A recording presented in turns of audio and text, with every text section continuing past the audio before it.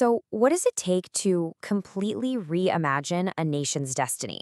Today, we're going to dive into a really bold, really ambitious vision for Bangladesh. It's a plan that looks decades into the future and puts a jaw dropping number on its potential. Get this, $5 trillion. Let's explore how this incredible future is being architected. Now, right off the bat, you should know this isn't just about some dry economic policy. The source material actually frames it as a revolution for the rejuvenation of Bangladesh. Yeah, a revolution. It's a call for a complete transformation, a totally new way of thinking about the country's path forward. And this quote from the author, Guru Delaware Hussain, just perfectly captures the urgency here. It's suggesting that Bangladesh is at this critical crossroads, a point where small incremental changes just aren't going to cut it anymore. A fundamental reevaluation is needed. But what's that reevaluation even based on? It's based on this, $5 trillion.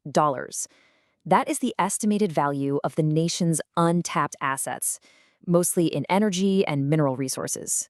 And we're not talking about some hypothetical pie-in-the-sky number here. This is the concrete economic foundation that this entire grand vision is built on. So you might be asking, why such a radical plan right now?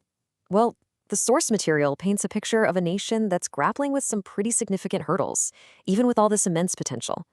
Let's take a closer look at the deep-rooted challenges this plan is really trying to solve. The plan doesn't pull any punches. It identifies several really tough challenges that are holding the nation back. It's arguing that poverty, systemic corruption, social injustice, and inequality, these are the main roadblocks to collective progress. And this vision, well, it's designed to be a direct answer to these persistent problems. And the goal? Wow, it is incredibly ambitious. The whole aim is to elevate Bangladesh to a global position right alongside nations that are famous for their stability, innovation, and prosperity. We're talking about places like Japan, Finland, and Singapore. It's all about setting the absolute highest standard possible for the future. Okay, so how in the world do you get there? Well, the core of the whole thing is the $5 trillion initiative. It's a strategic proposal designed specifically to unlock all of that vast national wealth we were just talking about. So this right here, this is the official emblem for the plan. It's formally called the DAFA 14 National Initiative, but notice that key phrase, resource extraction and sovereignty. The plan links those two things together on purpose. It argues that if you want national independence and strength, you have to properly manage your own assets. And to make this happen, the plan calls for a brand new national body, an Energy and Mineral Resources Committee. Its purpose is crystal clear, to protect these assets from conspiracies, whether they're foreign or domestic, and to manage the extraction of absolutely everything, from oil and gas to uranium and other valuable metals. Now, the roadmap for this whole vision is incredibly detailed. A huge part of the strategy is this massive coastal development plan for the Bay of Bengal, and get this, it stretches all the way to 2041. The roadmap is broken down into 3 distinct phases. Think of it like this. First, you build the foundation.